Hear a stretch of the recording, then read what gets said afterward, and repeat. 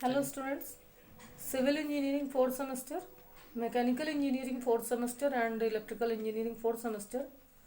ये शायद हमारा 37वां या 38वां लेक्चर है। ये एनर्जी कंजर्वेशन का कोर्स तो हमारा पूरा हो चुका है, तो हम रिवाइज करते हैं। रोज़ रिवीजन करने से आप काफ़ी स्ट्रांग हो जा रहे हैं अपने सब्जेक्ट पे, आपकी ग्रिप अच्छी हो जा रही है, आपकी पकड़ बहुत अच्छी हो जा रही है, तो ज़्यादा आपको याद नहीं करना पड़ेगा, इसलिए मैं रिवाइज करवा रही हूँ आपको। तो आज रिवीजन के लिए आप प्रैक्टिस सेट जो मैं दे रही हूँ उसको नोट करिए।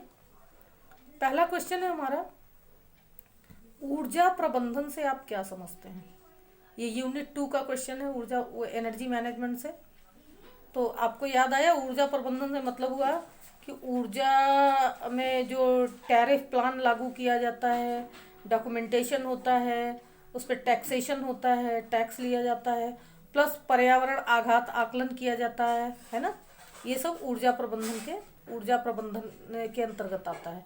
ये क्वेश्चन मैंने आपको समझाया भी है और लिखवाया भी है। आप देखिएगा कि ऊर्जा प्रबंधन क्या है, एनर्जी मैनेजमेंट वही वाला है। दूसरा क्वेश्चन हमारा है, ऊर्जा संरक्षण की व्याख्या करते हुए ऊर्जा संरक्षण के घरेलू उपायों पर संक्षेप में लिखिए। ऊर्जा संरक्षण याद आया आपको ना, कि पूरी एफिशिएंसी के साथ हमारा काम भी होता रहे और ऊर्जा की हमारी बचत भी हो। इसका उसमें बी की स्टार रेटिंग वाली बात भी आ जाती है। हम ऐसे उपकरण खरीदें जिनसे कि ऊर्जा की बचत हो, ऊर्जा की बचत होगी तो धन की भी बचत होगी और काम भी हमारा एफिशिएंसी के साथ होता रहे।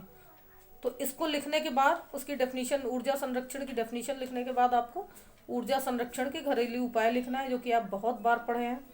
CFL का इस्तेमाल और घर में वेंटिलेटर, डोर्स एंड विंडोज़ ऐसे बनवाना कि सूर्यास्त से पहले हमें लाइट न जलाना पड़े, और इंसुलेटर का, दीवारों में इंसुलेटर का प्रयोग करवाएं ताकि गर्मियों में हमारा मकान जल्दी गर्म ना हो और सर्दियों में ठंडा ना हो ज़्यादा, इंसुलेटर्स के प्रयोग से।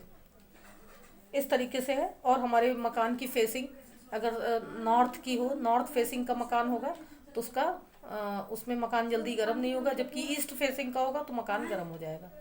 ठीक है, इस तरीके से हमारे जो वेंटिलेटर्स हैं वो ईस्ट में हो, डोर्स हमारे नॉर्थ में हो। ये सारी चीज़ें हैं, इससे हमारे ऊर्जा की बचत होती है, हमें अननेसेसरी लाइट नहीं जलानी पड़ती, अननेसेसरीली हमें पंखे नहीं चलाने पड़ते। और हाँ, प्लांटेशन ज़रूर करना चाहिए घर के आसपास, प्लांटेशन के लिए स्पेस छोड़ना चाहिए और प्रकृति के सानिध्य में रहने की आदत डालनी चाहिए, आर्टिफिशियलिटी से दूर रहना चाहिए। ये वाला आंसर हमने आपको लिखवाया है। तीसरा क्वेश्चन हमारा है, ऊर्जा दक्षता ब्यूरो द्वारा पर्यावरण आघात आकलन विधि पर प्रकाश डालिए। यानी बी, पर्यावरण आघात आकलन की कौन सी विधि, किस विधि से पर्यावरण आघात आकलन करता है। ऊर्जा दक्षता ब्यूरो पर्यावरण आघात आकलन किस तरीके से करता है। तो इसमें है बाढ़ द्वारा पर्यावरण आघात आकलन, सूखा द्वारा पर्यावरण आघात आकलन, और है डिफॉरेस्टेशन द्वारा पर्यावरण आघात आकलन, यानी कि निर्वनीकरण, जंगलों की कटाई के द्वारा। ठीक है, और रासायनिक खाद के उपयोग से पर्यावरण आघात आकलन, जिससे कि sodic land and barren land में बढ़ोतरी होती है। ठीक है, माइनिंग एरिया द्वारा पर्यावरण आघात आकलन, ये तमाम है जिसका बी बराबर जो है मॉनिटरिंग करके और इन पे निरीक्षण करता रहता है। ये वाला आंसर है। चौथा क्वेश्चन है, ऊर्जा की बचत हेतु बी द्वारा कौन कौन से मानक तय किए गए हैं। ऊर्जा की बचत के लिए बी द्वारा कौन कौन से मानक तय किए गए हैं। तो बी द्वारा ये मानक तय किए गए हैं कि लाइन लॉस ना होने पाए। सबसे बड़ी बात यह है कि लाइन लॉस पे बहुत ध्यान दिया जाता है। केवल बिजली का ही नहीं, पानी के भी लाइन लॉस पर रोक लगाई जाती है। यहाँ पे केवल बिजली से ही और चपटी बेल्ट का प्रयोग किया जाना। पेट्रोल पंप्स पे आपने देखा होगा, अब तो वो बेल्ट आती नहीं है, चपटी बेल्ट का प्रयोग करना ताकि डीजल और पेट्रोलियम की लीकेज ना हो। और ऐसे बहुत सारे, उसके अलावा जो उपकरण यूज होते हैं वो स्टार रेटिंग वाले हों। और पानी की जो बर्बादी है उसको रोकने के लिए बहुत ज़्यादा बेंड ना हो, सीधा हो, बहुत उठा ना हो, इस तरीके से है। और इंजन्स ऐसे आए जो कि ज़्यादा पावर न खाएं। पांचवा क्वेश्चन हमारा है, भारत की प्रमुख परमाणु ऊर्जा इकाइयां कौन कौन सी हैं। तो ये भी क्वेश्चन आपको हमने लिखवाया था कि भारत की प्रमुख परमाणु इकाइयाँ, पहला है 19 फरवरी 1954 को अप्सरा रिएक्टर की स्थापना की गई थी, जिसे तारापुर परमाणु बिजली संयंत्र TAPP कहते हैं। दूसरा है अरिहंत परमाणु ऊर्जा इकाई, काकरापार, कोटा, राजस्थान में।